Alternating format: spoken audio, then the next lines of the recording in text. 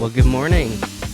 Welcome to the Madison Street Worship Podcast. Good morning, everybody. Hello. Hope you're doing well, wherever you're listening from, and whatever time you're listening to this. It's morning here, but We have our coffee. we have coffee. What are we drinking today? Oh, it's over here. Grab the bag. You're our hot seat today, Harley. Okay. Oh, my bad. Here, I'll toss Yeah, it to we swapped places. So Ready? I'm not Here. used to this. Oh, Here we hold go. on. Here we go. All right. We're drinking the Good Citizen coffee roasted in Nashville, Tennessee. It's called La Ceiba, I think. yes. La Ceiba. Regional select from Guatemala. And B-roll. it's got notes of peach, cream, strawberry, and plum. It's Shout out to Good Citizen Coffee Co. yeah, it's drinking quite nicely this morning. Yeah. I will say I've had about half that bag already, and I've brewed it up several different ways. Chemex V60. What do we do today? We did the ratio. We did the ratio again, just Ratio for the 6, batch brewer. Very cool. It is tried and true. It tastes great. yeah. It's a really nice one. It's a good coffee. Also, our MSW mugs. Yes. Brady's got his crema today. Available in white and black. I'm a handmade mug guy. Do you hand make mugs or do No. you buy handmade mugs? Now, if I had $80 to drop on a mug, I would probably only buy handmade mugs. I think they're really cool. What's 'Cause, the volume of that one? Do you know? like how much it holds? Yeah. I'm not sure. It's Bean and Bailey. They're actually out of Chattanooga, Tennessee. And they just like do their little stamp. Nashville, Tennessee. Shout out Bean and Bailey. And that's crema because it's where I got it. I Okay. think I only spent like 25 on this one. So, That's really cool. and it's awesome and I love it. It looks good. I think for handmade coffee, you need to have a handmade mug. That's kind of how I am. Dude, having This is machine having a brewed. mug you're enjoying drinking out of makes the coffee taste better. I said that in the last episode, but Did you? Yeah, I did. Well, no, actually, I said it as a selling point for our mugs. I was like, these mugs will make your coffee. But no, having a mug or a glass or something. That's why I love going to shops and they'll give you like all the Yes. extra in the carafe, and you get to just pour it yourself. It makes the whole experience better, and I feel like it. I think we have a little bit left in our Yeah. Nice. our carafe there. So, Well, can we all divvy love that up. coffee. You guys listening probably love coffee in some sort of way. Coffee is it's one of those things, you like it how you like it. And was anybody a barista growing up? Not growing up, but Not really. I'd dare to say I was something of a barista at one of our local shops here called Coffee Beans. But Beans was spelled with a Z, so take that with however you want. Coffee was spelled with a K, I'm and not Beans had a They're Z. they're so- illiterate. I'm not a barista, but my in-laws own a coffee shop here in Shelbyville. It's called the Southern Cup. It just got repainted and it looks amazing. It does yeah. look amazing. Dude, we need to throw a before and after up real quick. Yeah, Yes. for Right. real. It's really just And then before. Yeah, It looks great. it does. But my wife is a barista, and it's kind of just like a coffee hut. If you've ever been to like West Coast, like Alaska or Oregon, or really thought you were talking about like California. some in you California. said West Coast, and then No. you said Alaska, and I was like, Well, I was thinking like West Coast, Oregon, like Washington, Yeah, the North Pacific Northwest. Pacific Northwest. Yeah. I'm Yeah. sure that there's some in California, but it's basically a coffee hut, and it's like a drive up on either side. California has taco huts. Oh, that's right. There's this one place. That's the best, like authentic. What's that? Do you know that one Mexican I've ever place had. in Redding? That's it's kind of like Asian Mexican fusion. Whoa. Nah. It's like Wilda's or something like I don't know. It's Anyway. been 12 years since I've been to Okay. Reading. 10 that years. place is good. That place is good, but it's kind of like a taco place. More, I don't know, not really tacos in the sense of California, but I was a barista in high school at a place that was also would serve adult beverages after a certain point at night, which business model wise was really good because like they sold coffee pretty much all day and all night, and it was called VB Chocolate Bar. Shout out Upshot Coffee now, one of my favorite shops. They so Connor, who's the owner and like founder, he is someone who's just into a lot of things, and like most of us, and it was the VB chocolate bar. So he like did. It was probably the first shop in St. Charles County, which is right outside of St. Louis, to do specialty coffee. So that was really special. And he was doing coffee and then did chocolates. His wife owned a thing called Chocolate. And it's like, yeah. Chocolate. What a name. Yeah. Chocolate. And chocolate. And so they were really into like, I guess like the cacao bean and all of that like got him into like coffee. Okay. So they were doing these like handmade chocolates as well in their other shop, and then they started selling them at VB, and they were doing coffee and then cocktails on the other side of the restaurant. They also did bakery items, which were crazy. They still have stuff that is like, their cinnamon roll is probably the best cinnamon roll I've ever had in my life. They have this like citrusy cinnamon like icing that they make. Yeah. It's like still kind of like, it's not a cream cheese, but it's like a buttercream with like an orange kind of thing to it, like a clementine. It is insane. Cool. And then do they carry this over to Upshot at all? Like, do they do any of this? Oh, the bakery stuff? Yeah. They're no longer doing, I think Cottleville, where they're located, their main location was located, they changed some bylaws with alcohol stuff. So they changed that. And I think it was just kind of a pain to keep that rolling. So they were like, honestly, there's like, I mean, I was 16 working until like 1:30 in the morning, which was crazy because they had the bar open all night. And then there's a kitchen downstairs that we did very expensive food. Okay, that's crazy. Like super dope flatbreads and salads. Well, I've been to Upshot a few times, and I am always impressed with them. So if they've carried over anything that they had going, it's morphed in those over the early years. days. It's morphed over the years. I think for longevity wise, for the better, because they're sticking to what they do really, really well, and that was their baked goods and their coffee, and they do a great job. And now they roast. Yeah. I think you could probably buy it online, Upshot Coffee, but they I think actually they're the first people to open up like a specialty shop in a church as well. It's a church called North Road. That's cool. Like kind of near where my parents live, and they're open during the week, which is so dope to invite people from all over to just have a coffee shop, but like be in their church lobby. Yeah, I think that's the coolest thing. Yeah. I would love that. I would love to do that here at some point in our future. We have all the space to do it. Yeah. It's just going to take, the resources and time to get it. But dude, that job was. I remember, I was fired. I was like passively fired because I was supposed to close one night and I had never closed yet. I was only there for a few months.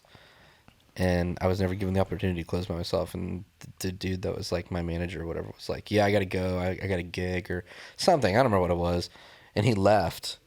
And he was like, give me this list. He had this stainless steel countertop and he wrote it in this like glass marker. Like, this is everything you need to do to close. And it's this like 20 item punch list. I'm like, oh my gosh, overwhelmed. This ADD 16-year-old. And I guess I didn't do everything. And I left at probably like 1:30 in the morning, and I went home. And the dude had come back. He baited me, came back and checked it, and was like, hey, you forgot this, and this. Or texted me. It was like, you forgot this, and this. You need to come back. And I was like, you're crazy. Brother, I have high school tomorrow. Like, I'm not doing that. Yeah. So I didn't, and then I just didn't get scheduled ever again. So. Dang. Man. That's not fun. What about, have y'all had bad jobs? Yes, absolutely. I won't throw them under the bus, but yes, I've had horrible management issues, bosses, you name it. Just crazy stuff like sending passive aggressive text messages into group chats with the whole crew. Oh my gosh. Just like reaming all of us for like a lot of, I mean, honestly, like what you're talking about sends me for a loop because I just don't have a lot of patience. As a leader myself, like I've grown probably most of the time because I've watched other leaders just be complete failures. I've had terrible jobs. It's not honoring, man. Like I love the, culture of honor stuff. Like honor their time, honor your people, honor goes both ways. It Yeah. just doesn't. It doesn't just go up. Up, down, all around. Isn't Well, that what Mike Todd even says? yeah, like, well, just like for our church model, like, it's flipped upside down. Like, Pastor Jason serves all of us, and then we serve all of the people of the church. Like, no other corporation, like, they are so stuck in this, like, I mean, multi-century compacted thinking of, like, CEO mindset of, like, we're the most important, we're, important, we're not as important, Right. we're definitely not important. And so It's like at drill like a sergeant. local coffee shop, you'll have these, like, assistant managers who are just, like, I mean, dogging whoever's underneath them and to do whatever they want. And then they'll just, like, train them poorly. They'll, like, never resource them. The coffee scene is like kind of savage because In some ways, yeah. I think it'd be kind of petty because it's already such a pretentious thing, or it can be. Not in its natural state. It's just people wanting to enjoy something at a high level, which anybody can get pretentious about. Yeah, I think, like, a good company sets themselves apart by promoting somebody to a level of, like, leadership ability that they already have, and then they equip them to actually do the job correctly. That's Like, good. not just saying, like, hey, I need somebody who's, like, a little more competent than, a 16-year-old who doesn't have their life together yet and has a full schedule. Like, somebody who's, like, right out of college or something that gets one of those, like, shift leader or manager positions. Yep. Like, they're still so underdeveloped. The owner or the regional manager or whoever's over the store or whatever, they need to be, like, training, not just, like, this is how you work, the machine, or this is how our systems work. Like, you need to be training them with, like, actual leadership ability to, like, progress the company To get forward. to the next level. Yes, I'm like, Yes. I think the highest form of leadership is when you train somebody up, and you can Yeah. tell if somebody's a good leader or not, and is ready for the next step. If they've brought somebody up under them, like that's just the natural, like, how things roll. And when it comes to bringing somebody up, it's intentional because that shows so many different layers of who you are, that you care about people, that you care about hard work, that you care about excellent work, all of these things. And you can't, like, bring somebody up unless you put yourself to the side. So that just shows the type of person you are. If you're, like, in a leadership role and you just eat everybody around you and everybody and nobody's left, like, of course there's nowhere else to go because you've not brought anybody up. It's so true. And, like, if you're not modeling it yourself as the leader on how to be teachable and how to have the heart of hard work, and obviously if you're the leader, you've done a lot of hard work to make something happen. I've watched so many self-centered owners, like, not take ownership of, like, the Their things own happening company. in their own company. Yes. And I think Like, they want to deflect to, like, the lowest paid person on, oh, it's all their fault. Like, we can't get people to stay. It's their, like, but I'm like, you are the problem. It's true. And I know where you're going, and and we want this, like, show to be, like, a positive experience, and it's bummer, but not everybody has positive experiences all the time. Yeah. And I know that you want to honor. Well, I mean, even, you like, specifically asked about negative experiences with it. So, like, I think I've got a laundry list. I think it's comical because I've done some terrible jobs, and that's why I was asking as a kid. Because, like, yeah, I've done like, I guess the most terrible job I've ever really done was, like, my very first job was I was a janitor for a preschool. dude, you were 50 years old. And and I was in high school. It was my first job. It was like an every night thing. And it was like, sweeping, mopping floors, like disinfecting toys. It was, deep cleaning toilets. And, kids, like how kids are, they, like, will just pee on the floor, Yeah. and that was pretty gross. It was pretty hard. And then I guess right after that, I worked at a restaurant, and that was kind of fun. It was still a hard work. I was washing dishes and, bussing tables and serving people, and I kind of did a little bit of everything there. But the worst part about that job was the owner didn't want us to use the spray nozzle on the washing machine, and so we had to fill up these, like, huge, like, buckets of of hot water, like scalding hot water with soap, with Dawn dish soap, and we would have to like put our hands in the hot water and put all the What? plates with the food and the ketchup Oh, and dude, that water, everything floats and to the top. everything floats to the top, and it was disgusting. I was a dishwasher, and I dealt with that. And then after that, you put terrible, put dude. all of those dishes that you've kind of like rinsed off quickly into the dishwasher, and then you run the dishwasher. Yeah. But that was hard, and then I went from a painter to working at a employment company, and then here, and Yeah. I also worked at a church in Alabama. You went straight from but- the janitor thing to painting?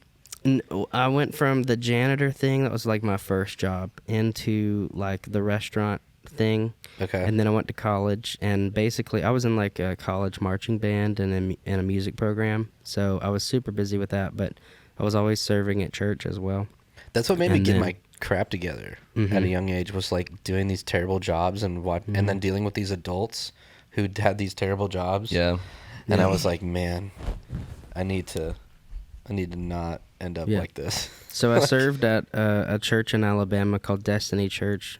I got wrecked there, changed by the Lord. Like, leaving there was so hard because it was such a great culture, like culture of honor. Like, it wasn't necessarily a big church, but it was a life-changing place. And then from there, I came to Tennessee and got an employment specialist job. I was hiring people, driving this big RV for a global company. And then the job opened here at the church, and I was already like serving volunteer here. So honestly, I haven't had too many bad jobs or too many negative experience. I've just kind of dealt with like Lee worked just at the Target. junk of That was a great job. Was it? Oh man, it was so good. Would you go back? If I ever had to, I would immediately go and like, I don't know, I'd probably figure out like one of their like LOD positions or Really? yeah, like one of the store leader positions, or they're great. Target W. They make great money, man. Like, and it's just everybody loves Target. Yes. Like everybody loves Target it. And is such a giant people trend. will literally like, I worked there for 4 years. They'll ask me like, why do you like going back and like, I'll recommend, hey, let's just go to Target. Like, you know I how, love it. yeah. And they'll be like, don't you like hate that place? I'm like, no. I love Target. it's like the Chick-fil-A of retail Yeah. Oh, stores. that's good. Yeah, a little bit. Yeah, it definitely is like one of just the best experiences. Like, you can spend all your money there. Like, it's always so clean. It is so the clean. leadership there was such a great example. That's great. Because I was even saying to Pastor Jason, like, so at our church we do our team huddles every Sunday morning. We'll like gather the team together. We'll kind of pump them up, give them a place to come in and You grab. good on coffee? Yeah, I could use more. Grab some muffins, grab some waters, like a kind of like a little volunteer hub. Yeah, that's nice. That's cool that they did that. But we did that at Target. Like every shift, especially if you were working a double or something, you were a part of the huddles for both morning and closing shifts. So That's great. it was really just cool. such a cool example of like pulling everybody together from all the different departments and like celebrating wins. We would do that at Target. That's amazing. Like that's the craziest thing ever. I'm like, I think Did that's Target important. shape our church culture? I hope so. I hope the church took an example of some good things that Target does. It would stick it to the Karens, honestly.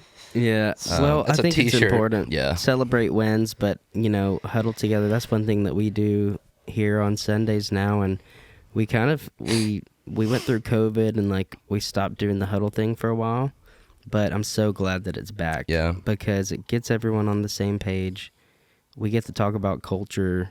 Like we get to kind of like culture leaks. That's a phrase that we use all the time. Like if That's you're cool. not constantly pumping culture back in, like culture leaks, just like air. Yeah. And so like we get those moments to be able to pump the air back in the tire or the balloon and encourage the mess out of our team and let them know they're doing a great job, and also talk about things to be reminded of for the day. Like make sure that you're really loving on people, Yeah. that you're And we're not a gigantic church by any means, but we're big enough to where we can be inaccessible, and like to encourage, like, I hope there's people listening that are at like giant churches, and I've gotten some cool opportunities to work with some bigger churches doing like music and stuff, but like it's really easy to get lost in a church of like 20,000 people.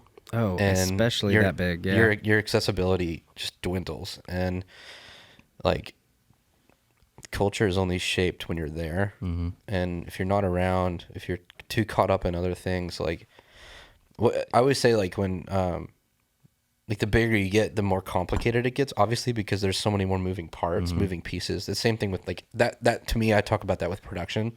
Yeah, like no, you need more people. Pastor Jason talks about it like the bigger you grow, the smaller you have to. Yes. That is so internally true. you have to get smaller. You have to like make sure that people know even more than ever that they're seen, they're loved, that their problems matter, that their wins matter, all these things. Yeah. So like big churches, huddle up. Yeah, Like I will shout out Belonging Co. Like we, my old church I used to work at, we did a little retreat. We went out to just a Tuesday service. We wanted to come to Nashville That's cool. and just like hang out some staff and then some key like volunteers, like MDs and stuff that we had. And we went to TBCO, and Henry and Alex like grabbed every single volunteer in the entire church for that service, gathered them up in the auditorium, did a big circle, told them what's going to happen. I think they ran through like planning center, just logistics at first, was like, this is what we're doing. How's everybody doing? That's and cool. like the energy was there. People were just like, and I mean, these are like celebrity pastors, you know, these are like the big dogs that are there that are just like, and I hate being like that, but that's like, that's who those people are. And they came in and they're like, no, this is our church, this is our home. And No, I love like, that. if you They're can't- intentional with. that's the thing. It's your home. If you can't It's your like, home. if I can't kick my feet up at my house, like at my church, like I should be, like, then I think you're a little too buttoned up. You're a little too stifled up, because this is supposed to be comfortable. And Right.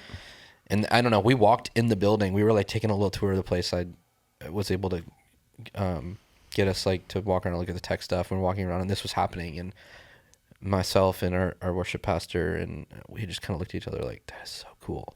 Yeah. And we had been doing something similar, but it wasn't everybody. Right. I thought that was really cool.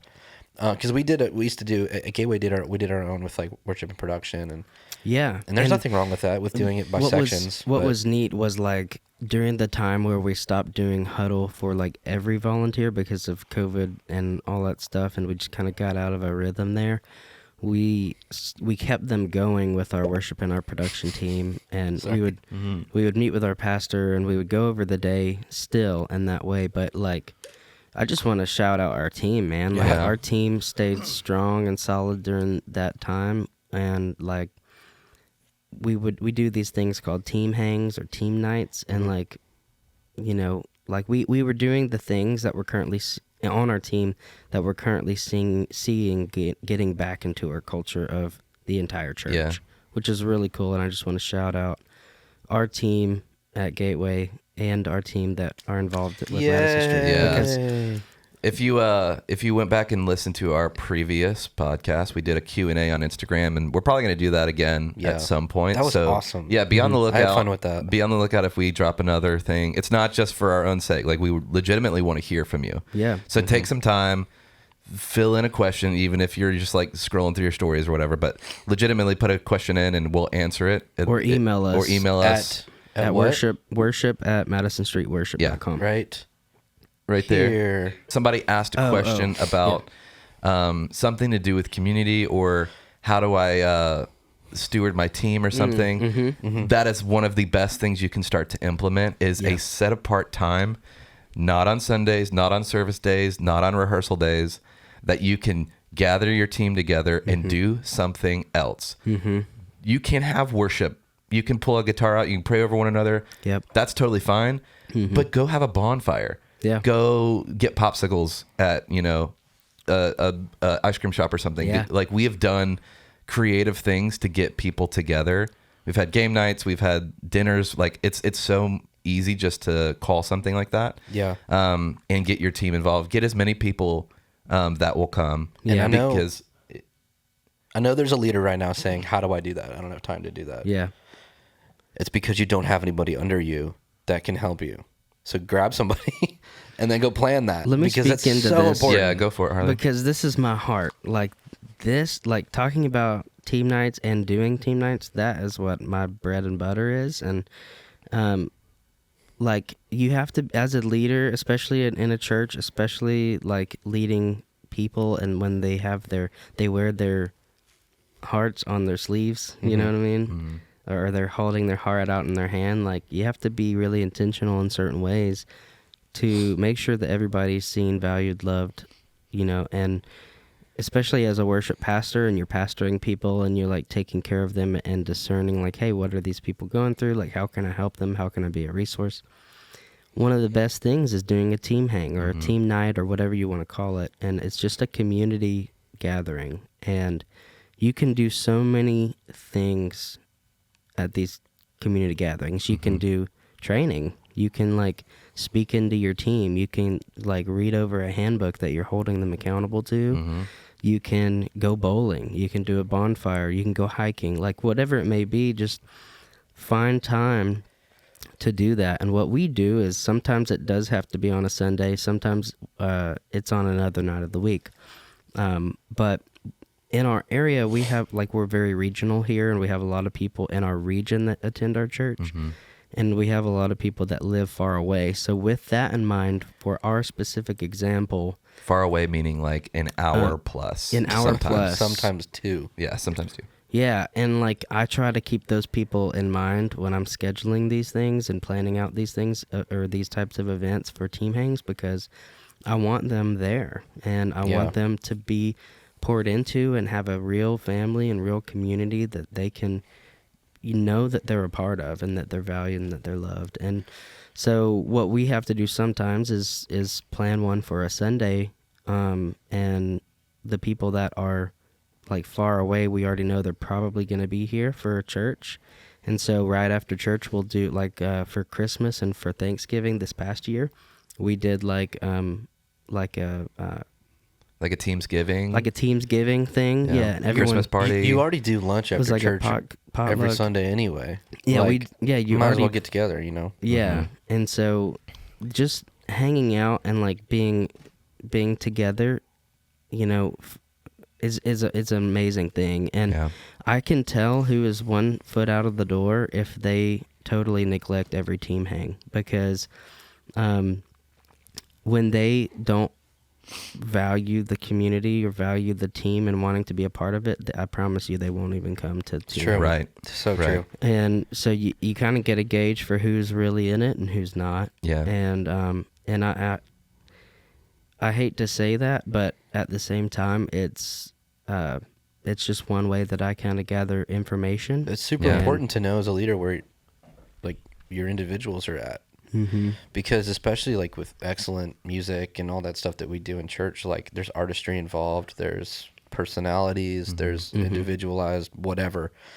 And I don't know, sometimes people have problems, and you need to, when it helps us gauge that. And it helps us gauge who might need a little extra attention for a season. I will say another thing about, it's kind of like in the community talk about leading your team is, like, every time we have a lot of people on our team having babies right now that are having Olivia, surgeries. if you hear that, take notes. They're having surgeries, they're like, That's my wife. having all these life things happen. Big life event stuff. And like, if your team is not rallying around those people when they're, if they're not flooding their cash app with money at Dude, those times, our group makes me weepy. yeah. Just the community we have is so amazing, because it's always one thing after another. And like when you have, how many people do we have in worship production? Like 50 maybe? total around probably 40, 50.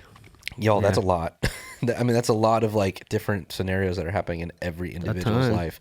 And that's here 50 recently, families, like 50 extended families. Yeah, they're also not all, this is what the best part about it, they're not all like serving every week. Like maybe some people in the group have served one time in the past year, but we still want to give them like community in a place. And if they feel like they are a part of the team, they are, right? So yeah, and it's just due to their life circumstances, and what we do is for our team, for worship and production, and that's a whole talk is like how to get your worship and production team on the same page. They're 'Cause, like, doing the same thing. I know that there's churches out Dude, there for that the real. worship team and the production team are like butting heads. That's And that's something we Very can real. go into at even another time, Yeah. and talk about the relationship between the two. But the way we do it here is we are all one team, and we have a group me, and everybody that is a part of our team is in the group me. And as people transition out, we take them out of the it's group. all Yeah. under the Gateway Creative Arts kind of Yeah. umbrella. And when those life events happen, I say, hey guys, anybody able to help with a Cash App or a DoorDash or Meal trains. meal train type of I mean, thing, 50 just to people help. give $5. Yeah. Yeah, man, It's crazy. And the last the last Venmo that I sent was like 200 plus. Yeah. $200 plus. I So don't, like even, I don't even think about double clicking the button on my iPhone to buy an app. Right. Like Yeah. $5. Come on. You Yeah. know, like yeah, it's just really cool. And so I just want to shout out our team for being an Yes. amazing team. Yeah. The guy that we just had Kelby and Mara on our team. They just had twins. Yeah. Twin boys, and a little bit early, and it wasn't how they were expecting. She had to have a C-section, and so we sent them some money, and he was like, man, you should be really proud of our team. And Yeah. he was Wow. like, they're doing an incredible job making us feel loved. And I'm like, Yeah. as a worship pastor and as a pastor at our church, like that makes me feel so And good. there's people on our team that lead that without you. Yeah. Yeah. And that's unbelievable. That is Yeah. amazing. People that just take a hold of the situation are like, oh, yeah, so this is what we're going to do. We're going to start a meal train. And Yeah. like, they didn't even need to ask permission for stuff like that. Because leaders like us are like, yeah, we're, No, I I'm mean, hands off. I usually try to be like, hey, they're getting ready to have their baby. Yeah, or you're they're there to having like a baby. open it up, let kinda- I'm there to, everybody like, know. Let it roll, and then the to snowball remind effect. everybody about events coming up, like a baby shower Yeah. or whatever. But I do love that. Like, there's other people on our team that are like, hey, I'm starting this. Like, I know. I'm just gonna go ahead and send them something. If anybody wants to send something too, like join me. That's really cool. We should definitely. We're running short today, but we should definitely talk about implementing change on teams like that. You had mentioned something earlier about like worship and production and like those two. I think because it got me thinking about some people that were on my old team that I remember we were changing some pretty key things. And immediately it would come to mind, and I was like, okay, how is this person going to react to that? Because it's so important. Yeah. Church is always changing. Trends are always changing. It's important we stay on top of it to stay relevant, Yeah. to teach the gospel. That's number one. That's super important. So with that, not everybody is super edgy, trendy, future forward. So Well, the average church in like America or Canada, even, and maybe even North the American world, area. is like, what is it, 100 or sub less? 100. Yeah. Yeah, 100 or so- below. Yeah, 100 or below, and like churches. I've been to churches like that. I've been a member of churches, Right. in that category, and in those places especially, it's super important to get your worship and production teams on the same page. Yeah. And what I love about where we're at here is me and Lee, we've been friends for 10 plus years, and like we have a relationship, and we're not butting heads Yeah. on XYZ. Like, I trust you to do what you do and implement structure within your team and order, and I'm kind. Like, whenever we have conversations about things that needs to be changed, or even in the moment, like, it's so important that the worship, well, both it goes both ways, but it's so important that you have honor and kindness towards each other. Well, Right. the relationship is number one. Yeah. I've come in way too hot too many times thinking, oh, I'm gifted in this area, they should listen to me. And that's never the case. Yeah. Because they're like, who are you? Why are you so confident in what you're saying?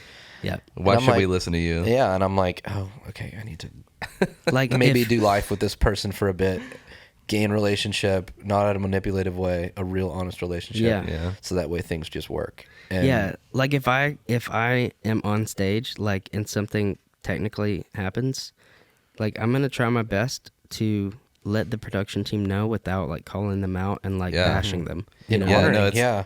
it's always like easier to troubleshoot as a team, and like not ever feeling like it's one person's fault, because usually it's not. Like Yeah. unless someone came unprepared or they came not on time, Those are the only two issues that really have to do with any person. Like the rest of the things we ever have to deal with is like, why are we not getting signal here? Like, what's happening with this? Like, how do we, it's all teamwork based stuff. And with like, that, with those relationships, with the teamwork, like now it's just a standard for us to do everything the very, very, very best that we can. Yeah. And everybody on our team will collectively come together to make that happen. And they won't ever question it if somebody's like trying to make a change or they're like, hey guys, For the like, good. let's do this, because it's always like, oh, they were like preparing, like there must be like a good reason for this. Like we had this past weekend, we had a guest pastor come in and he had asked if we could do something to make him more comfortable, which was to throw a big TV on stage to put his points up there to like, because that's typically how he runs. Yeah, it's like a back home. presentation setup that he does at his church. He's got like his whole presentation on a display behind him. TV. And so that's just not how we do it here. We do lower thirds on our iMag, and that works for us. But we made that work for him. We went out and got all the necessary supplies to make it happen. And everybody on our team was like, okay, cool. What do we need to do to make this happen? Yeah. We had people like church members jumping up off the front row to help get the TV yeah, off the stage. to help strike it and to help, reset the next service. Like it's so cool to see the city come together and try to make a change like that. Like they're all on board and they're like, let's do it. And then what I love about you, Lee, is that like you are the type of person to serve what's being asked. Like he asked for that, and like you could have easily been like, no, that's not what we do. That's not what we do. We don't do that. And you didn't. You were like, dude, whatever we can do to make your message and make your flow better. Which and is so funny because so this pastor we're talking about, he has a church in Chattanooga and they put on a creative conference. And I was asked to go speak at this creative conference on production. So like that's cool. The fact that maybe it was like the Lord setting it up to test me. But like in the session I was teaching, I was talking about how you got to be flexible. You've got to make everybody, feel the best they can and do whatever you can. And so that's cool, man. The Lord's That's like, beautiful. okay, do it at your church. I was like, okay, let's make it happen. So Dude, tech directors, worship pastors work with each other, do life with each other, like because you're going to have each other's backs and the product will only be better. Yeah. Like there's not one tech director or worship pastor out there that doesn't want things to be great. Right. And if you don't, you need to meet with the Lord. Yeah, get on the same page, man. Yeah, and this is the last thing, and then we can wrap it up. Like, I don't make things purposefully frustrating for me. Like, I would have never said yes if I knew it wasn't possible. Like, clearly, we have like I was approached with something. I'd already thought about how we were going to do it here, so it's like, oh no, this is the time we can actually try to make it work. That's cool. Like, I wouldn't go out of my way to like. If he comes in, he's like, well, we don't have a stage at our church. Okay, we have one here. I can't tear down our stage in order to make that work. But just gutted. We're like, sorry, bro. Yeah, I told you we don't have a stage. But like, it definitely is like, what's possible? What can you do? What can you go, an extra mile for? Yeah. And usually, like, if I can hit that extra mile, then I'm already thinking about what's the next mile I could go. And sometimes I even hit mile 2, and it's just like, it makes everything so much better. And like, so we're gonna have the TV shoot up out of the stage like Michael Jackson on the This Is It tour. Yeah. Well, what's so cool is like anytime that I've seen a positive change happen like that, it usually always points you more like further down that.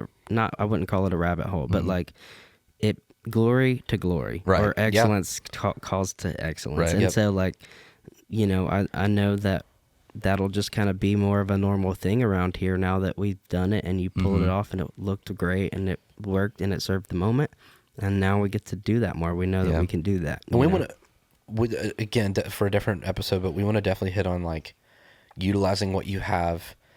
Like we keep saying this, but this is not a massive church. It's just it's a massive team. Like our heart is massive. Like we are able to take things on because of how we work together, and everybody's on the same page to make things good. Yeah. To make them excellent.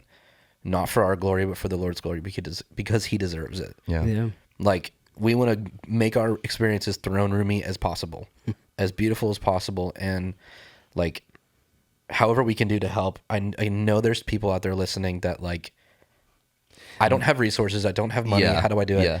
Dude, It's possible. we can help. Yeah. Like- we have been in that spot where we Yep. were literally like, we had the most bare bones setup, and people would walk in and look at it and be like, they would be technical director of churches of 10,000 and they'll look and see what we're doing. They're like, how are you guys pulling this off? Yeah. So it's possible. Team. It is. Yeah. It really is. And our church went from like 45 people to now, Over 1,000. over 1,000. I've been here for 5 months and we've doubled. Yeah.